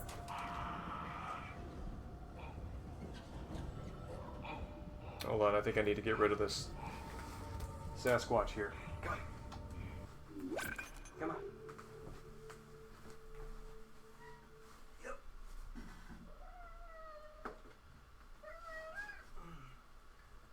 Say goodbye, Abominable.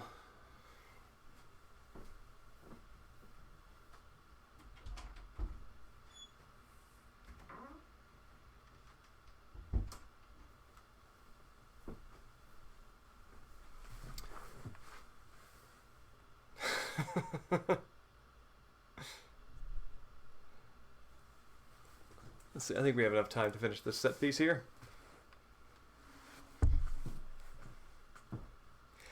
Yeah, Dead Space 2, I think the Alien to Aliens comparison is apt in terms of how they sort of cranked up the intensity on a lot of the stuff that you encounter in Dead Space.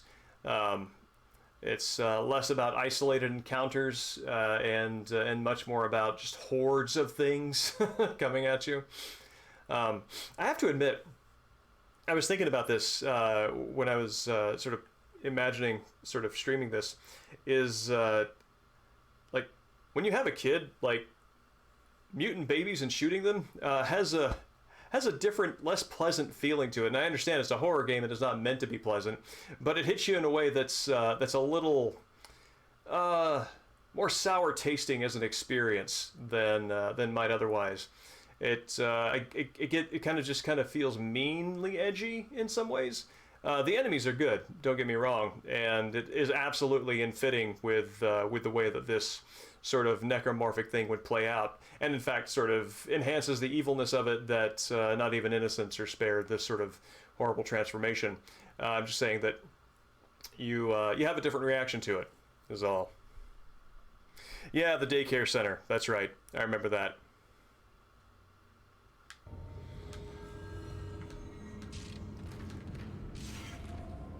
Which I actually find these particular enemies to be among the more fun ones to to fight because they're more shooting gallery. I don't think I've ever noticed that Isaac's head actually turns to pay attention to the UI when it when it comes up. Relish, yes. That is a good way to put it.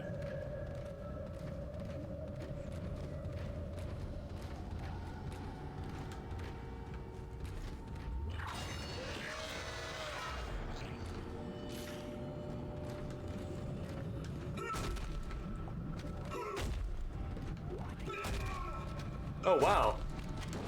The first unsquishable body.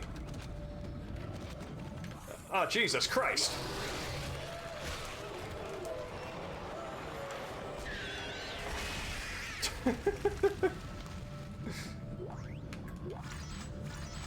I guess that's what you get for trying to stomp a body too many times. That'll nugget of a proverb.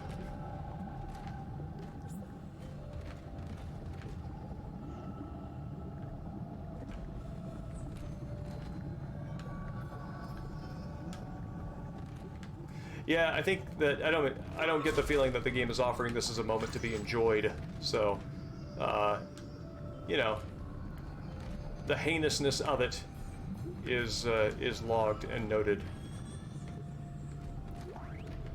So I think that a question that I wind up asking myself anytime I play a game now is like, what would my experience be creating something like this? And for that in particular, I don't think I could. I don't think that would be in my range of things that I'd be interested in making.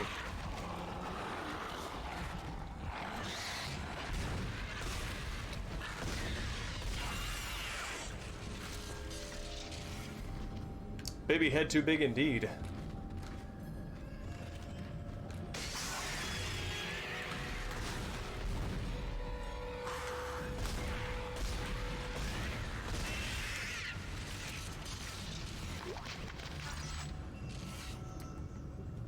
I am at least glad that they did not include any like genuine baby noises in the audio design of this area or these enemies. There we go. There's my drop. Ew. For some reason, these plastic lungs, that's what does it.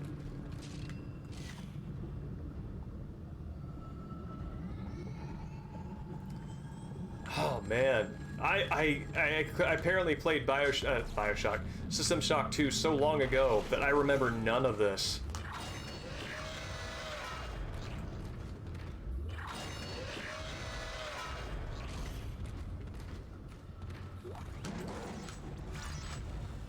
Alright, that thermite you picked up should be able to melt through the barricade.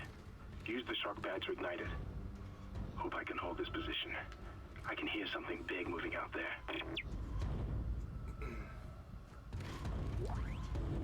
Journal of Interstellar Medicine. It strikes me as interesting that even out in space, there are books. And you gotta figure they're not manufacturing many of these. I mean, unless they're printing them. So even books, non-updatable logs of information are still current.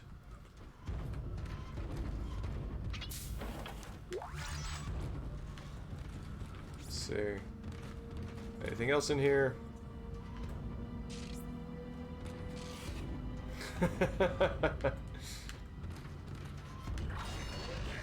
Oh. There we go. Very nice. Good full circle design. I likes it.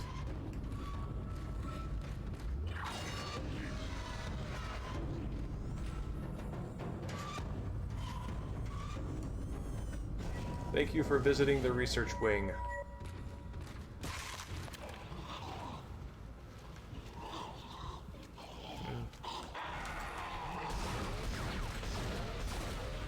Oh, no wonder they have armor on their legs. I just now noticed this.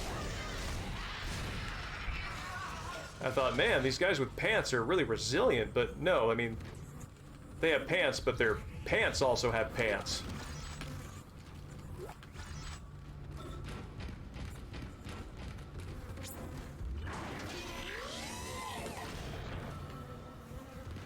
Let's see. Whew. What can I buy here?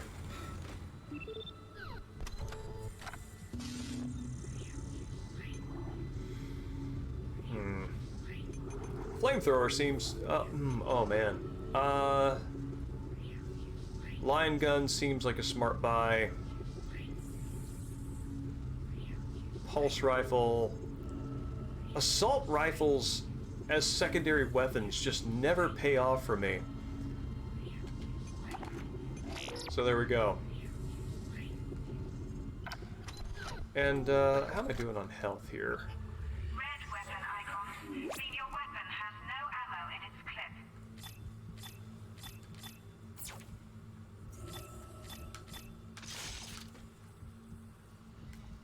Whoops.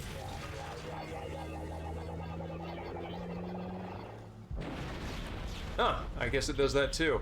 I intended just to rotate the aiming beams, but I guess this does something different. So I got a ton of ammo for my my pew-pew gun.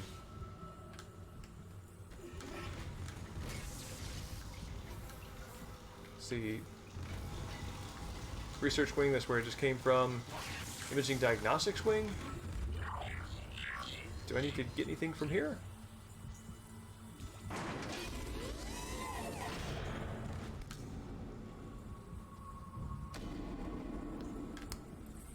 You know, I'm gonna leave that. Oh, okay, I have to get the thermite bomb, which will take a little more time than we have tonight, so I'm gonna save the game real fast.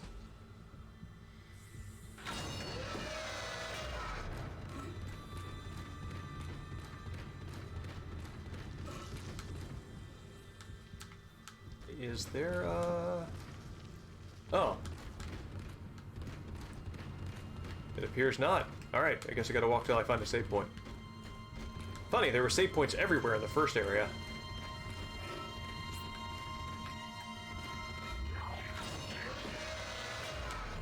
Oh, wait, there it is.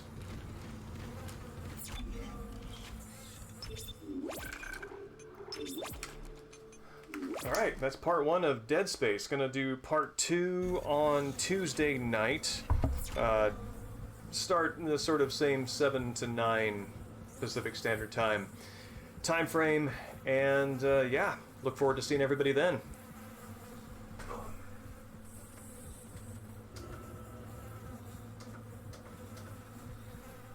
Oh, this one's a favorite. There we go. Yeah. Have a good night. Ark, Iceman Dan, Space Hamlet, it's always great to see you. Have a good night. Or morning, as the case may be.